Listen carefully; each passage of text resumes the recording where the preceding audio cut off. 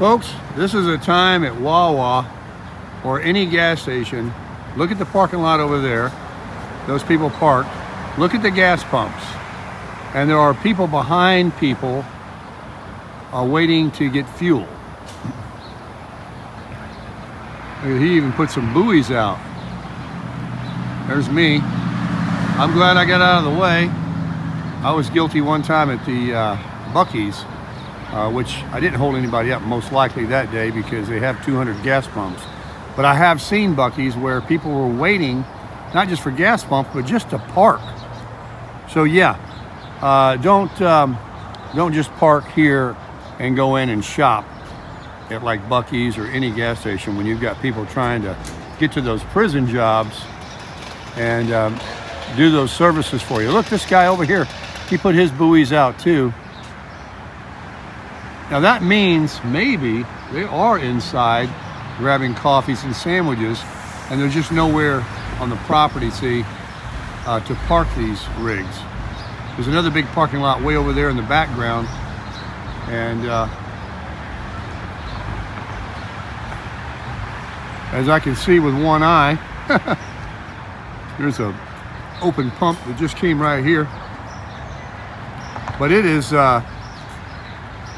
7:30 in the morning and people are trying to go everywhere. I wanted to add this little clip on to the a video I just made there of all the vehicles waiting for gas. I'll even pull up another foot, but this guy, he's just no doubt inside. He's got nowhere to park that big electric boom truck, whatever it is. He's a big one. They don't have gas stations, you know, big enough for these kind of boys, but he needs fuel. Anyway, I made this little short, I'm making this little short clip. It is 54 degrees. Another absolutely beautiful, beautiful day. Exact temperature as yesterday. It reached 70 instead of 69 with an amazing amount of abundant sunshine. I mean, just was amazing. And like I said, I didn't make many videos yesterday. I had a wonderful lunch with Christopher and Shanna. But last night, when I laid down, I was reading the comments. And sometimes I have to cringe or like, oh, what are some gonna say? And I was compelled, I almost made it last night in bed, to talk about how absolutely sweet the community is.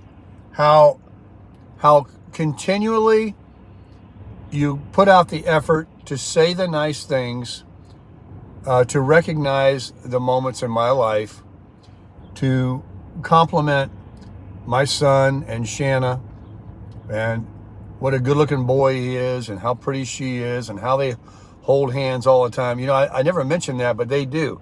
They, when we're walking somewhere together, like the few times I went to have lunch with them, if for some reason there's a tree or we're looking at a boat or I don't know, some kind of a reason that separates them, they're like immediately like magnets. They go right back together and grab those hands. It's so sweet. And 9 years, by the way, they celebrated a day before yesterday. They went to dinner by themselves at a place called Flanagan's in Fort Lauderdale. They used to be all over here. It's not a fancy place. It's good price food.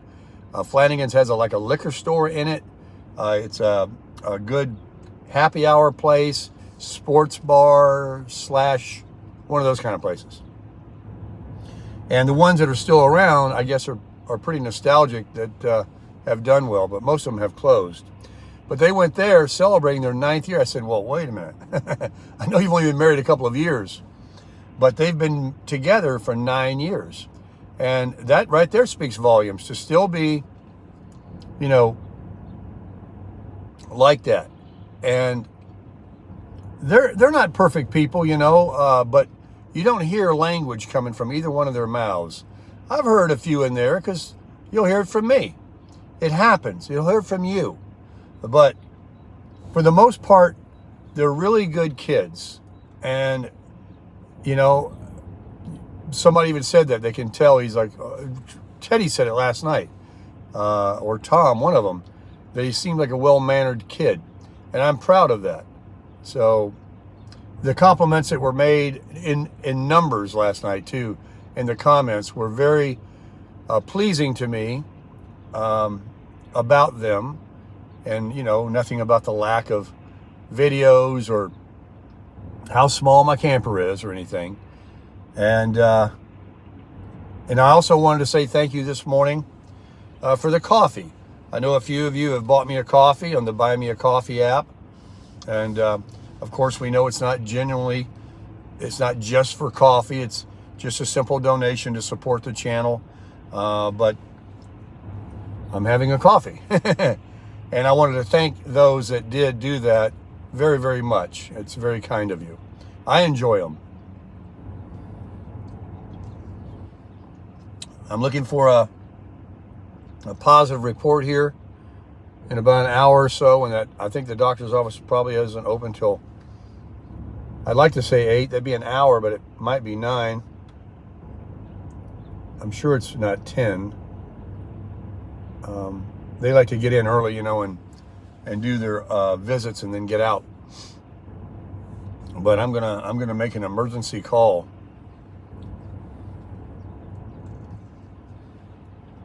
But yeah, I had to make this little clip here to add on. This place is jamming. This guy here, he's waiting for this big truck to move because I'm not in his way. I'm definitely not in his way. I'll move on over here. Well, here he comes now. He's having to squeeze through there. Good luck, buddy. Wow. A one-eyed man.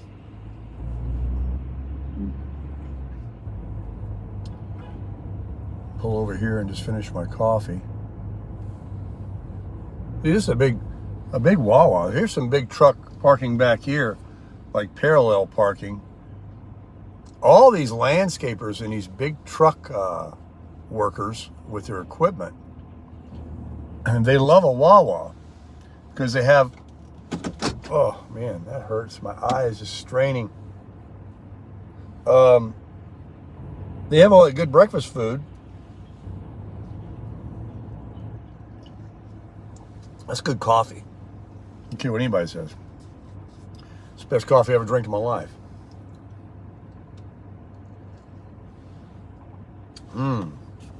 Well, I got to plug in and charge up and get to that shower. Oh, I see a Class B camper, you know, one of those Amazon van RVs. You can never mistake him. He's got this decal of orange, long stripes, like 3 wide ones on the bottom coming up. You can see it for a mile. I see him at the Boynton Inlet all the time. He lives in it. And you know he's not broke. I mean, that's $150,000, $200,000 rig. Somebody told me that's what I need. Well, you know you can't believe a damn thing I say. So I've said before, I would never have one because you got to walk sideways to get from the front to the back. But look, you can stand up in that. It's got a shower in it. It's got a toilet. It's fully self-contained. It gets 20 miles to the gallon. You can go anywhere with it. It is head and toe above the cramper. And I said I would never have one of them because when I go video them at RV shows and things like that, I'm like, who would want to? But now I can see that if I had a Class B, but I never will, and that you could probably believe me on because I don't have that kind of money, and you know, I don't want to live in it. I just, you know, if I'm going to just ride around traveling, what I have is good enough. It's on the cheap. But If money was no object, and you could have that and the Crasher that I have, I can see now why they're the #1 selling RV. And so many people are buying them, and they're getting such big money.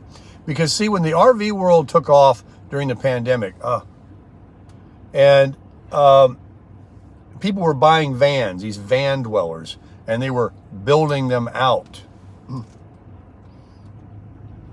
The manufacturers caught on quick and said, we'll show you a build out. We'll build them at a factory from ground up with the generator and everything, all the plumbing, everything. And we'll put them on Dodge, Ford, Mercedes, chassis. I think those are the 3 they use. And you can buy those.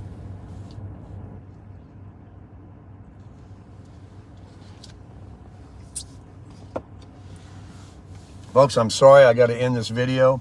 Go hit a shower and get over to that doctor, and hopefully he will crush it.